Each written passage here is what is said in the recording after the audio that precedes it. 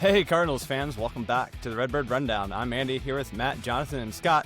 And if you're enjoying the show, please share us on Spotify and Apple Podcasts. You can find us on our social media links in the description below. And also subscribe. Guys, that would help us watch us on YouTube, help us grow. Today's show is going to be centered around ZiPS projections, recently released by FanGraphs. And I will personally try my best, listener, to stay out of the negativity end of the ballpark because it is there. But let's look for some things that we can look forward to. Before we hop in, before we recorded, I hobbled in here, and I just want to see if any of the boys know where the piriformis is, what it does, and what it can affect, because it hurts on me right now. So, boys, we're going to open up with that. Piriformis, go for it. Ooh. Scott, I think you know. I think I do. Former athlete, I'm putting the word former in front. I believe I had plenty of lower back hip issues. I believe the piriformis is across your right hip or your hip. And what I understood is if you put a lacrosse ball and put all your pressure on that lacrosse ball on that hip, you're going to open that thing right up, baby. Oh. It's that sciatic. It's right next to sciatic nerve. It's right there. It's all Is this right what LeBron is struggling with? He was out for sciatica for about a month or so in the NBA. Probably piriformis. Get that sucker. Get that lacrosse ball out, LeBron. Dang. I was just going to say, is it something that you would not want to show in public? Like, Andy, your piriformis is showing. Yeah, no, okay. You don't want it showing. There would be the parental advisory. Yeah, like, hey, buddy, your piriformis is out. Like, oh my God. Yeah, I don't think we have the explicit rating on Spotify and Apple, so we'll just... Yeah, really, Andy, show us your piriformis. I'll show you mine. Really, it's at the top end of the squat when you bring those hips in. That's when that's happening. It's right through there, baby, and it hurts. That's terrible. All right, now that we got that out of the way and the listeners can think about their piriformis, let's talk some ZiPS, guys. It came out, and I kind of looked at last season and this season. Again, it's not trending upwards in most areas. There are some bright spots. Before we hop in all the way, Matt, can you give us a high school level, or perhaps explain it to me like I'm 5, explanation of what on earth is a ZiPS projection? Well, the funny thing is, explaining things at high school level is often explaining them like you're 5 years old. Yeah. So besides just being a defunct fast food restaurant in the Southern Illinois area with really good fries, really good fries. I was going to say that. ZiPS is a projection system by one devilishly handsome man, Dan Szymborski. And he puts these out. So he takes data from the last 3 to 5 years of players, runs it through some kind of algorithm that probably rhymes with piriformis, and then gets out on the other side, what his computer thinks players will do in the future. So they're cool for it's kind of like a summary of where a guy has been. There's an aging curve he throws into it. This is not to be like the gospel truth on every player. Lots of players beat their projections every year. Some struggle to meet their projections, but it's just kind of like a baseline of how good is this player? Where is he at? Yeah, and if you're like a cards fanatic, so I know Scott does some card collecting, some sports collecting, Pokemon collecting, whatever it is, it's kind of a standardization, right, of what people can look at so they all can kind of agree on the same thing, right? Is that kind of also a way of saying that? Is it's a bar that everyone can look at and be like, yeah, okay, it's somewhere around that. It also gives us something to talk about in January. That's true. Because how far are we until the pitchers and catchers show up, boys? How far is that? Couple weeks. This episode's releasing on Sunday, February 1st. It's usually around Valentine's Day that the pitchers and catchers show up. Yeah, love is in the air. Yes, so the first thing that I would like to point out is that so this is a WAR prediction, right? It's like the wins above replacement, again, for those who are struggling with all the acronyms that float around in baseball's advanced metric system. And this, again, is just a look at how well are they going to do in a season. And the top producing WAR this year is our shortstop, one Mason Winn. Yes, at 3.5. Is that correct? So that should not be anyone's biggest surprise there. So, listener, we have been talking about Mason Winn. We have said that he wants to be the face of the franchise. He has the ability to. We dove into some of his offensive metrics. We were hoping that maybe his injury was holding him back at the plate. So let's go around the horn, starting with Jonathan, then Scott. Matt, go through maybe your biggest surprise in a positive light. Well, first of all, I think the ZiPS projection stuff is really just kind of like food for thought. Like you look at it, and it's like, is this really going to happen? I don't know. Like you could look historically back at 2025 or 24 or 23, and it's pretty accurate, but sometimes it's not. So you kind of have to take it a bit as a grain of salt, because one thing that ZiPS does not do a very good job of, and Scott might talk to this, is predict playing time. So you'll see some of these guys, you'll see some minor leaguers have really high batting, like plate appearances. It's like, is that really going to happen? I don't know. It's kind of a large swath of a look at this. So my biggest positive was something to do with Mason Winn. When we look at the bottom of the ZiPS page, they start to compare him to other batters that have historically played. And his first hit comp's name is Bill Russell. So does that mean that the Cardinals are going to win 11 championships because Yes. Mason Winn is on the team? That's what I immediately thought. That's Did my you positive. look up who is No. Bill Russell as a No, baseball I player? honestly, I didn't even click on it because I just automatically was like, it's the guy from It's the Boston. Celtics, It's gonna yeah. be the Celtics forward who won all those titles. But really though, I just thought that was funny. His third comp is Jimmy Rollins as a hitting comp. And Jimmy Rollins is a borderline Hall of Famer. I don't know if he'll ever get in, but he's on the ballot and he's received votes enough to stay on the ballot. And Jimmy Rollins was really good for the Phillies for a long time. If Mason Winn plays the defense he plays and hits like Jimmy Rollins, he's also going to be a borderline Hall of Famer, right? So I was really like happy to see that. I thought his hitting comps would be a disaster, and Jimmy had some good years and some bad years, but I'll take that all day long. So I was really kind of surprised by that. Well, I'll continue on the Mason Winn really quick before I pivot to another player. But I was looking at, he's the top-rated Cardinal player, so I wanted to see what that meant in comparison to the rest of the league, and where that WAR puts him. And he is the highest-rated Cardinal, as of course, on the total league list. He is ranked as 34th in the league in terms of FWAR, so FanGraphs version of WAR. They project him to have a negative value offensively, but still a step forward, and the defense is still projected to be that main trait. So I was very surprised, but also I'm thinking he's still underrated at this point, being left off the MLB's top 10 shortstop right now ranking, which we can talk about if you'd like. But to be the 34th projected player by measure of FWAR, I feel like that puts you in some pretty good pretty good expectations. It does. Let me hop in real quick. But doesn't that also, okay, so there's 30 baseball teams, and we have the top player that we have is 34th. It means there's 20 teams and 11 Dodgers on the list. Sure. I was gonna say. But I think that it should point that out, that's where we're at, right, as a macro level. Sorry, continue, Scott. Yeah, well, for your fantasy football team, that means RB2. Yeah, yeah, exactly. So positivity, I want to point to, and this is someone that we've talked about briefly, but someone that I've been a little tough on, fairly or unfairly, but Victor Scott is projected to take another kind of, it says it's like looking kind of staying consistent, but when you look at the other numbers, the strikeout rate is projected to go down, the walk rate is projected to go up. As you know, we're talking about that aging curve. I think they also project that aging curve towards becoming more of a veteran player. So they're projecting him to have 8 homers, 39 stolen bases, which he set his goal at 70. So that might be Gotta get on base, buddy. right. Got to get on base, which they have him at 300. And I think that's where the conversation between where does Victor Scott and where does Mason Winn hit in the lineup, I think is going to do a lot for those projections. But I'm excited about what Victor Scott could bring, and excuse me, I think he could be that potential positive beyond what they're projecting him to be. Okay, well, I would like Big Tub of Cottage Cheese Michael McGreevy to come on down for my biggest positive surprise. He is projected to be our best pitcher, which is, no shots at McGreevy, is kind of horrifying and scary. So he's got a 3.92 ERA and 155 innings pitched for his projection.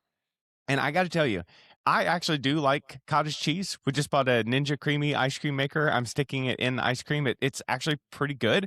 I just, for whatever reason, and I don't mean to turn this negative, I just don't believe in McGreevy that much. So it was really good to me to see a computer system that is, infinitely smarter than me spit out some projections from McGreevy that's like, nope, this guy's a major league pitcher. Now, if he's the best pitcher on our team going forward, we have like severe problems 3 to 5 years down the road. But for right now, for him to establish himself, I think that's wonderful, right? He's on the rookie contract, so he's cheap. Yeah. I was really heartened by his projection, but just coming from a huge McGreevy skeptic. And listener, just as a reminder, and boys, correct me if I'm wrong, this is the Miles Michaelis 2.0, right? The junior version. Like he hits. That's what I called him. Scott Johnson may think something different, but that's what I've called him. Is that not a good comp of like who he is, as in he pitches to put the ball in play? No, unfortunately, he even as fans were clamoring for him to be called up last year, it was just another one of those 92-mile-an-hour pitch to contact righties. But I've just had so much souring on Michaelis after being a positive person that I felt about. I just had too much trauma, too much negative thoughts towards Michaelis. So again, I hope he's enjoying his vacation in the Gulf of America. Yep. Oh, I hope he gets a hold of his boat. Okay. Yeah. All right, my biggest I kind of disappointment, surprise, like negative. I'll lead it into that. Was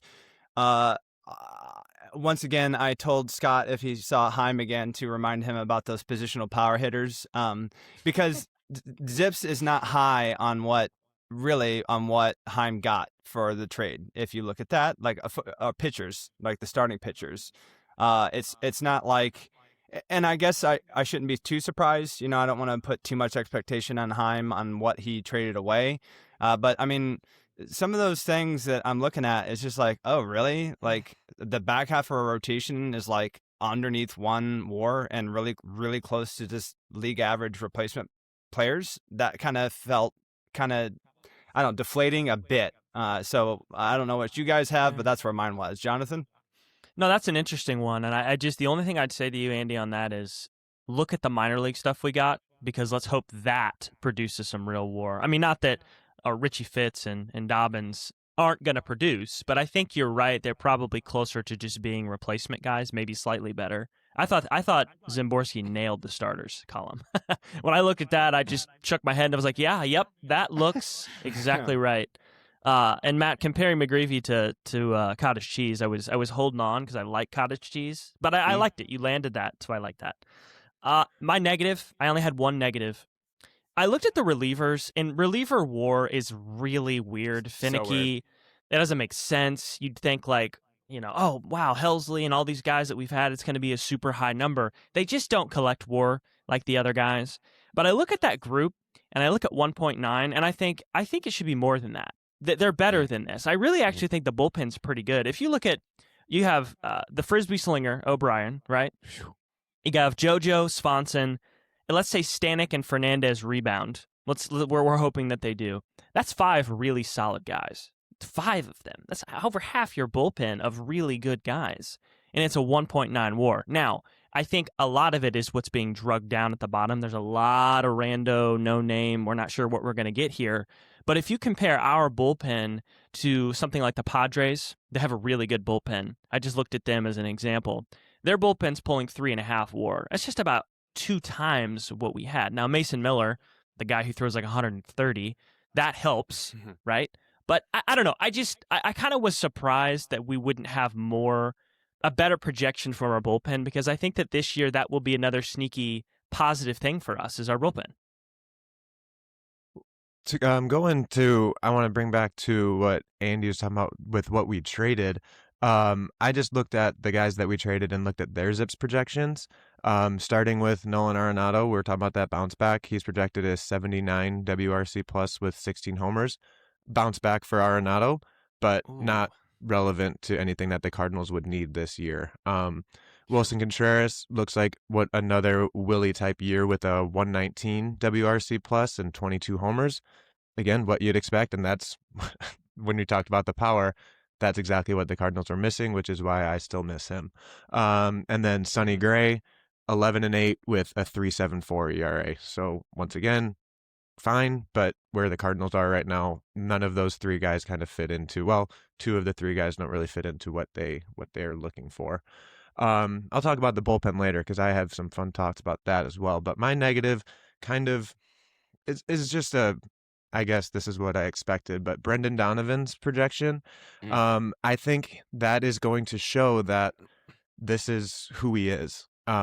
He's projected 114 WRC plus. Oh, by the way, I know we talked about playing time projections. If you have the ability to go to ZiPS DC, it takes in the depth chart for the current roster and then tries to alter the games and projections based on what that looks like. So that's what I'm going to be looking at here.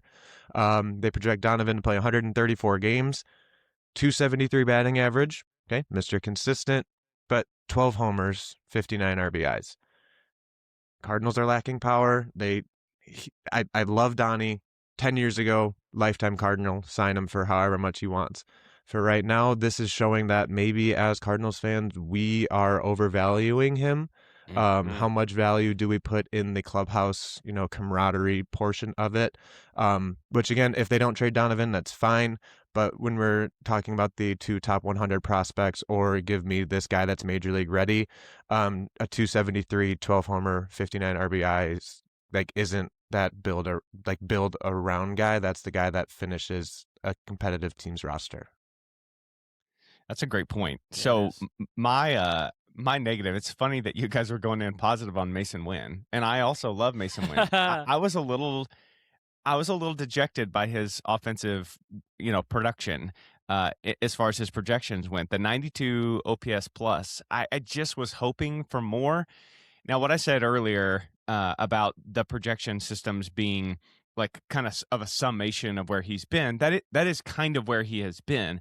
I think we're all hoping on this podcast that better health, the back, the knee, stuff like that will lead to a better offensive performance for him.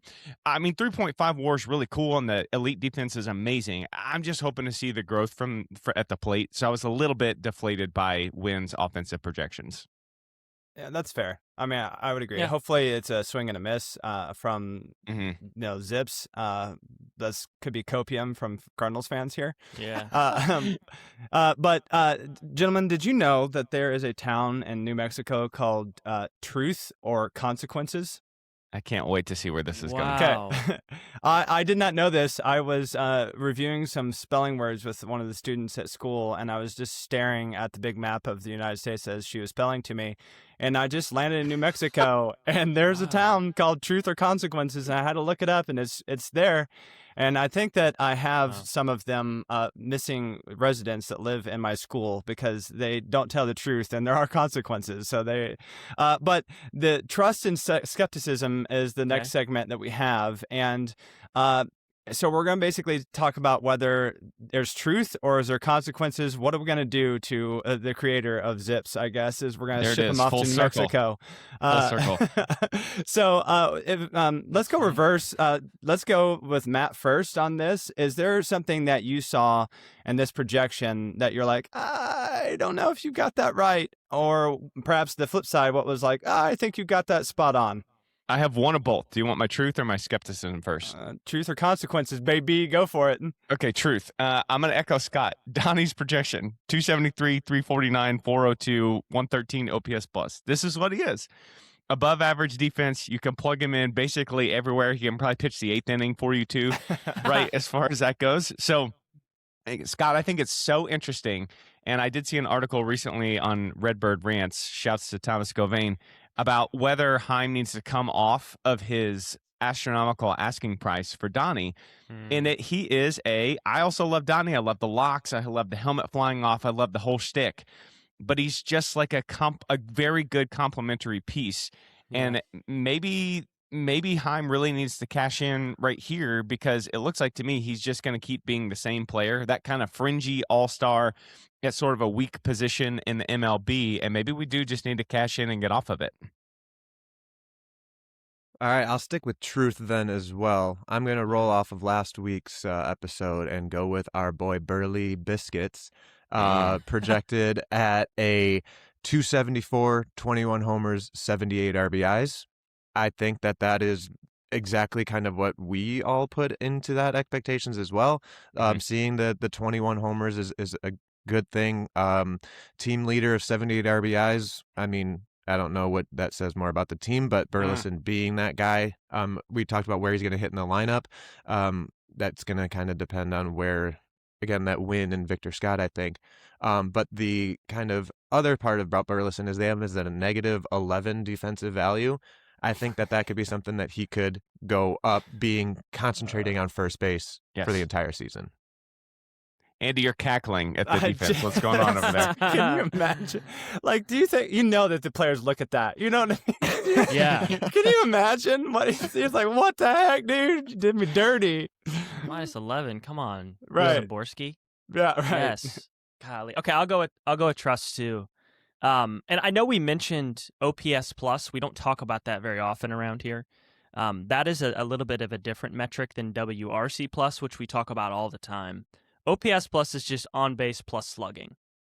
WRC plus adds like weighted on base and some other different metrics. So OPS plus is more of like a traditional, does he get on base and does he hit doubles, triples, home runs? That's really it.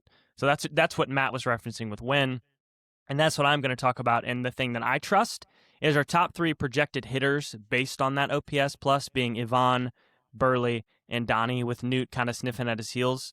That feels correct to me. Until we don't know anything about JJ right now. We don't know if he's going to come take the club by storm. We think so. We hope so. But it's hard to project someone who's never taken a major league at bat. So I think those 3 guys being our top projected hitters, it just makes sense to me. I trust that that's going to be the case. I don't feel like there's going to be anyone else that's going to uproot that unless it is John Jamerson Weatherholt, which that's not his name. But all right. Yeah. Is there anything that you would say are consequences or sniff out of, I don't know if this is necessarily true. I'll go first, and it kind of also relates to underperformer, overperformer. So I guess I'm shipping Ivan Herrera. I think that I would meet that with the most skepticism. Again, that could be absolute Cardinal bias and copium, but I would say that if there's a player to me that they got the most wrong, it would be hopefully him. That's what I'm going to go with. So, Matt, let's do it. Oh, I have consequences skepticism. Now, Scott just introduced me, I'll be honest, to ZiPS DC. I was using the Marvel Cinematic Universe version of it. They have a projection for Miles Michaelis in our ZiPS. No. They have him throwing 129 innings with a 4.86 ERA, and that is just going to be a no for me. Absolutely not. No way. If something like that happened, I got so scared of this, I had to go Google real quick Miles Michaelis 2026 Cardinals to make sure I didn't miss a piece of news that we signed him. If they do that, I will not watch one game this year at all. Period. I'm done. Matt, that was the projections for the beer league. Did you not see that? Oh, I'm not even sure. I think it's for the projections for the Gulf of America League. I mean, I can't. I just won't be able to do it. I won't be able to do it. I just won't. So that's it. You could catch him at Cardinals. You will lose a fan. That's big consequences. Okay. Yeah. You could catch Michaelis at Willow Stream Park in Buffalo Grove, Illinois, in the over 18 league. There you go. Probably. I'll go skepticism towards positivity. So I'm not sure if that's kind of where this is going. But looking at the bullpen, I kind of talked about earlier. If you sort by ZiPS DC and go through saves, Riley O'Brien is the leader in the clubhouse with 16 saves, and then Jojo Romero with 14, and then Matt Swanson with 6. The Jojo thing is something that we're going to have to revisit at some point. We haven't heard much about his trade market, but he's really the only lefty option. So it makes sense to a point that he isn't the closer kind of per se because of that lefty, needing to have that matchup potential. Seeing O'Brien with 16 saves over Swanson, I wrote an article on Viva Alberto's talking about should Swanson be the closer or should he be the Kyle Leahy firefighter? This kind of shows that they're projecting him to be in that firefighter role, with Riley O'Brien kind of supplanting him as that closer in this year, where maybe O'Brien tries to rebuild that value and Swanson just tries to keep maintaining whatever role and proving that he is going to be that next guy after that. So that's my bullpen portion. But let's go to, and everybody was waiting for, Jordan Walker. All right. Ooh. You go to ZiPS DC. Andy, were you waiting for this? And we have gone. lost our host, everyone, for that's He's not gone. watching, not on the audio version. Andy is now gone. He just needed He's to walk left. off his piriformis. But to Andy's, I guess, Chagrin. projection. Well, Jordan Walker is the lowest projected Cardinal on the ZiPS DC with a negative 0.1 F-WAR, and that is behind Cesar Prieto, Matt Koperniak, Nathan Church, Brian Torres, going down the list. But if I told you that going at the end of this year that Jordan Walker hit 232 with 14 homers, would that inspire some bit of, okay, let's run it back again? Because they're also projecting a strikeout rate of those sliders low and away down to a 26%, walk rate going to that 7.5. I think they're a little low on the stolen bases because he stole 7 in the second half of last year. They have him at 9. The defensive value, whatever that rate that goes, but a negative 7 offensive value for 232 and 14 homers is interesting to me for an 88 WRC plus from Jordan Walker, who put up a 66 WRC plus last year. So Ooh, man. that's where my skepticism is, that I think that's wrong, because that being a negative season for someone for Jordan Walker, I think we'd have to look at that differently as Cardinals fans. Yeah, boy, Andy, man, long just- live Jordan Walker. Just No, long that live is just- Jordan Walker. I need Jonathan to talk right now. All right, I'll take us out of Walker land. I'm going to talk about Burley because this was the single most ridiculous thing I saw on this whole FanGraphs ZiPS thing. They projected him at 1.8 WAR. Okay, with a better offensive season, playing a more natural defensive position. He posted 1.9 WAR last year in the outfield, doing I don't know what he was doing. There is literally no chance he does not beat this. There's no chance. He's going to be better at first base. He may not be a positive WAR over there, Scott. You already kind of shot his hopes and dreams down by saying it was a minus 10 on the defensive side. Well, I Right, said that was wrong. that's what they I said say. that was wrong. No, that's what I'm saying. Like, you have already Okay. said that's what they've projected. Mhm. I don't think that's going to be possible. I don't think he's going to be maybe plus, but there's no way he's going to be as bad as he was in the outfield. So I think for sure he beats this 1.8 WAR. And I think if he's just a league average first baseman, you could see a 2.5 WAR to 3 WAR guy. I couldn't believe that, truly, when I saw this, that 1.8, and I looked down and I'm like, this is worse than he was last year. How is that possible? So, Jonathan, is that going to be your overperformer then? Is Burley on the defensive side? Is that what you have? He was one of them. He was one of them. Yep. Who's he was someone one else of you them. have? This is what I'm gonna do. I'm gonna manifest JJ Weatherholt being awesome right away. Oh, just gonna you're do it. stealing my point. Well, okay, I'll stop then. I'm gonna stop. No, go ahead. No, I'm just kidding. I had another one. No, I just think he's going to be awesome. I looked at his projections, and they're pretty much, I mean, they're good, right? 2.9 WAR, that's amazing. That's just following Mason Winn. What if he comes up, and he's like a 4.5 WAR player immediately, and he hits like 340 or something nuts? Like, you know what I mean? Like, what if he comes up, and he's just awesome, and he wins a batting title? I don't know. I'm just trying to put it out there that, yes, I think Burley's going to be great. Yes, I think there's some other guys that are going to beat this, but I just want to believe that JJ is going to come up and finally not be a prospect that hits 100, $120 for 3 weeks. I think he's just going to come up and be amazing. Can I use a different analogy, different sports analogy, to say that these things happen? Like football happens. Like we had. Oh, is it Baker Mayfield? No, I mean no. Dang. It's going to be a L.A. Rams comp here, Okay. The fact that everyone was Cooper Kupp, and then who is this Puka Nacua guy and comes on and destroys the league and receiving yards. It's things like that. They also had defensive guys, Jared Verse, stuff like that.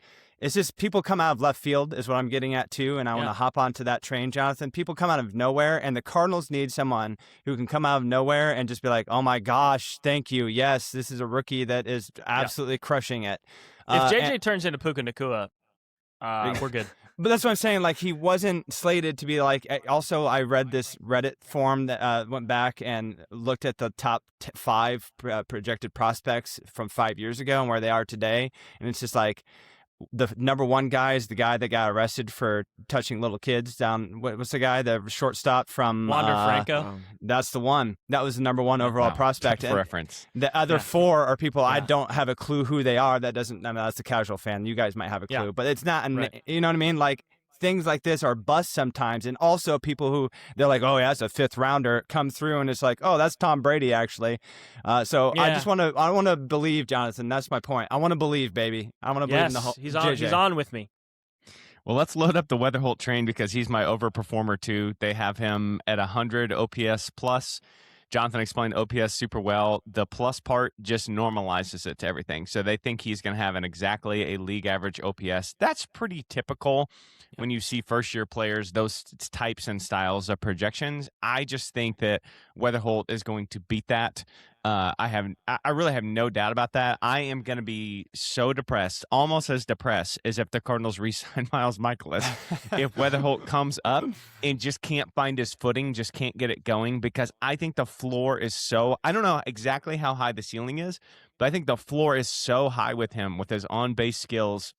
And he just went to Memphis and just grew power because he wanted to. So I really think this guy's a special talent, and I think he's a lock to beat that 100 OPS plus. Scott, are you on the train, or you got somebody else? Get on the train. Oh, I'm very happy with that Jordan or JJ Weatherholt train. No, don't say it. No.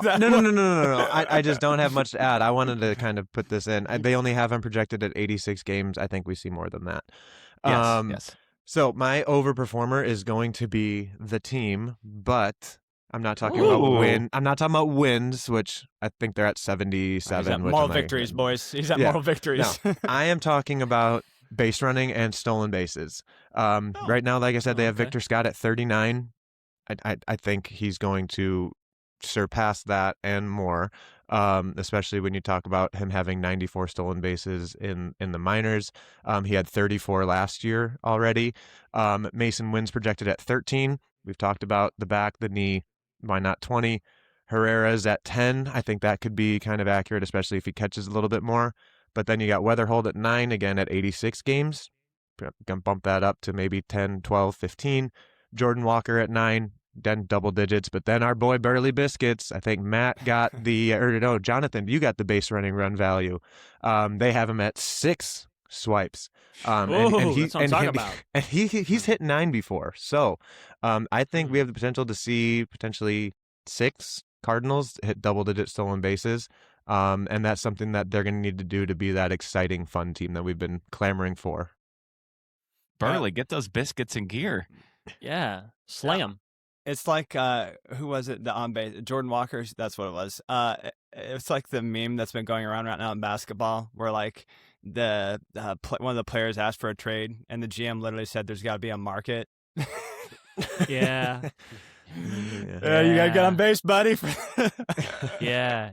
We've kind of, and I was gonna mention this in overperformer, but I went with JJ just because I wanted to be super like hopeful about something. But I listened to an interview with Victor Scott the other day. It's out there. I think it's on MLB.com. But he talked about how he went back to his college campus, West Virginia, and had like a total deep dive on his swing, his mechanics. Scott, I think he mentioned this in winter warm-up maybe a little bit. But it's really interesting to hear him talk about how, I guess, someone who, I can't remember the name of the job, but they just study the human body, and they're engineers, and they use these people to break down like how your body is like exploding to the baseball. And he said that this woman didn't know really anything about baseball and told him like, hey, I see based on your swing, you probably are hitting the ball to second base a lot on the ground. That's literally what she said. And he was like, okay, yes, that's true. And then she's like, and you probably don't explode very hard against curveballs. You have trouble with that. And he was Are like, you sure and this he's wasn't a funny Miss guy. Cleo, the phone psychic that he was talking to? No, it's funny to hear him talk about it because he's like, as soon as she was saying these things, I was locked in. I was like, wow, she knows me exactly. So I guess they have just rearranged his swing, reorchestrated it so that he uses his athleticism more. And he's like, I was so tired of hitting the ball to second base, and I'm paraphrasing. But I thought, wow, that is so accurate because that's what he did a million times. He said, no matter how fast I was, I just hit the ball on the ground to second base. So I hope in my, another overperformer we've kind of talked about in a little bit, I hope it is Vic. And I wanted to sneak this in here because if he's good, everybody's just, freaking out about PCA. if Vic gets on base and steals 70 bases, I don't know what to tell you. That is like a 5-WAR player with that defense out there. So he's sneaky. Like, if he actually changes this, he might be insane. Do you think this lady at West Virginia, can she do this in other realms of society? Like, can I send her some of my teaching tape and she can tell me, like, if I'm exploding to my point or not? Like, did I just miss my window on this? Man, What can is you this imagine lady? someone who does not know anything about sports and just nail you dead on with your problems by looking at just like your mechanics? That's impressive. Unreal. That is. So, do we have any takers on $100 over/under bets? Does anybody want to toss out a bet that we'd like to go to any of the 8,000 sports betting sites and place a bet on? Absolutely, I've got one. I'll go do it right now as soon as we get off if you want. It is JJ Weatherholt over or under 10 home runs, and I'll take the over on that. He's going to hit more than 10 home runs for the Cardinals. To Scott's point, he's going to play more than 86 games. I still don't know if he's going to be up on opening day. I think if Donovan is on the team, there's a chance he's not up on opening day, but I think he plays more than 120 games, and I think he hits more than 10 home runs. And I will go put 100 fat Stevie dollar bills on JJ Weatherholt. That got weird. Over 10 home runs. I did get a little weird. I don't need anything hot and steamy on him. Where did those $100 bills come from that made him hot and steamy? Oh, Andy's the back thing that I can't think of right now. What's it called? What? The sciatica? The piriformis? Yeah, Andy's piriformis. Just pulled him right out there. That mug's crusty. I don't Scott, you really got a bet? I don't really have an over under because I just said I would probably place $100 on everybody's stolen bases over. But I just wanted to point to sneak that in there that nobody mentioned Nolan Gorman at all. And he's projected to be the team leader in homers at 24.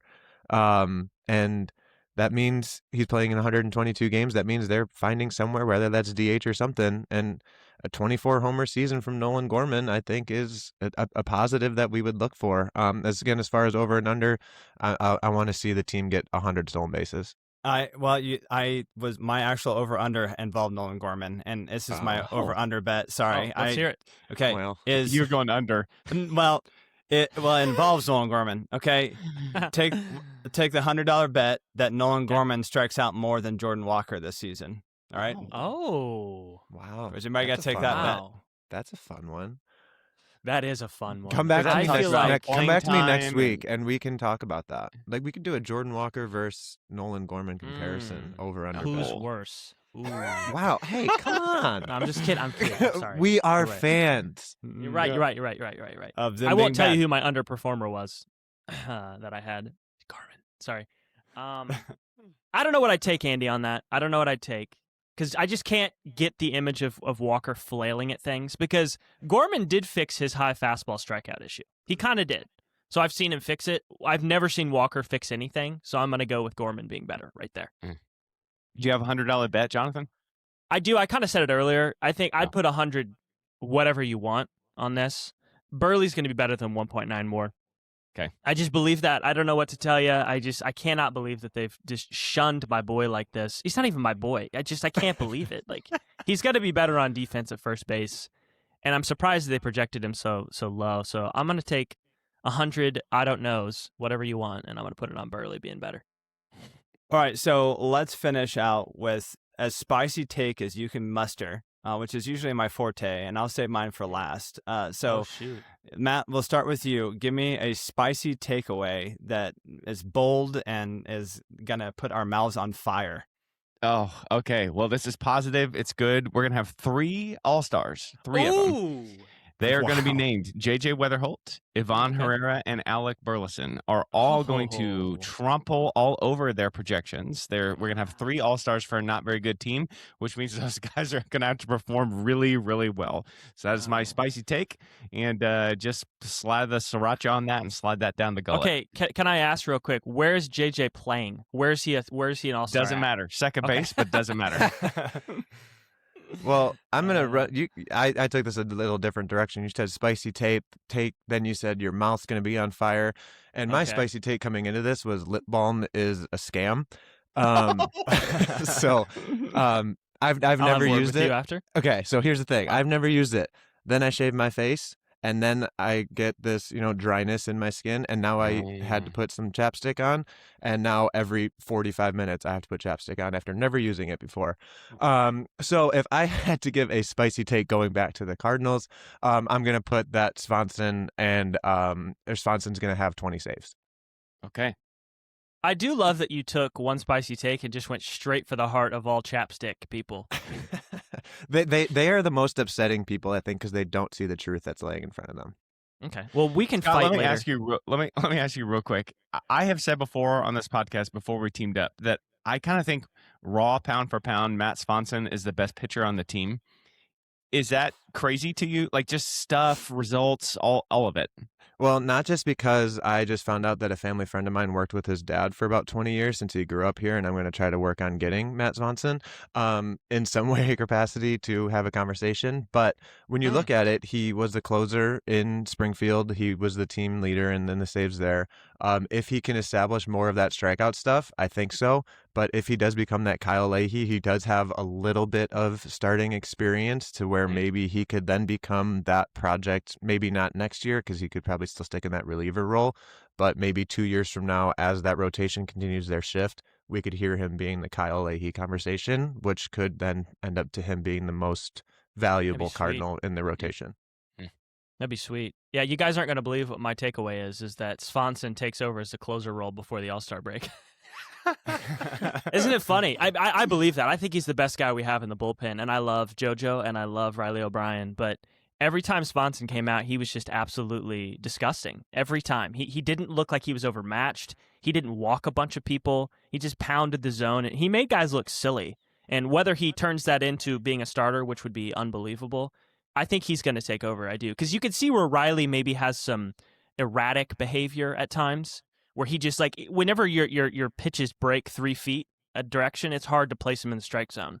So I think Swanson, I think that just makes sense to me that he would be the closer. Andy, please. Let's hear it. Well, it's not that far out there. Okay. Knock our Paraformis back into gear here. Okay. Please. Move the sciatic over. All right.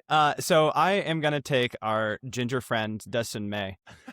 As the fact that I think he is going to be the pitching staff equivalent of like a Jared Verse or Puka Nakua, and he's going to come out and be the strikeout leader for the Cardinals this season. That's what I'm going to have as my spiciest take. I think that he's got more K power than anybody else up there, and he's going to bounce back. And I'm going to say, boys, I'm going to put a number on it. I'm going to say he's going to get 150 strikeouts this year. Okay. I love it. I absolutely love that. Can I just ask something before we go here? I think we'll do an over-under pod pretty soon with team projected wins. Looking at these ZiPS or, ZiPS Marvel or ZiPS DC projections, where is your head right now and your heart in terms of the number of wins the Cardinals have? Because I thought it was interesting in Szymborski's article that he does before the numbers come. He basically said, this is like a picture-perfect 500 team. Like we're just kind of solid all the way around. And I thought, boy, 81 and 81, I don't think that's what people expect from the Cardinals this year. But I could see that being the case. Like, I just don't know how much worse we are despite trading these veterans. So I was kind of in that 75 to 80 sort of win range. Is that where everybody's at, or are you guys vastly different? I think 81 would be an incredible win for this year. Yeah, I think 81 is too high. But when it comes to these over-unders, you could lose if they won 79, which is 2 games away. True. I don't know how much worse we will be from next year because you can get into it and we will. But when you trade Michaelis and Fetty for somebody who's just league average, those guys were worse than that, right? Or you maybe hope that Walker is not just a complete albatross and he's a little bit better. Or some of these guys are just league average. League average, if you think about it, is probably 500. Like, if you think about that, isn't it? Mm-hmm. It's not under, it's not over, it's just right at it. But him saying that, Matt, I agree. I read that, and I was like, wow, this doesn't feel like a 500 team to me. Mm-hmm. But I would take it, and I think that would be over what I think.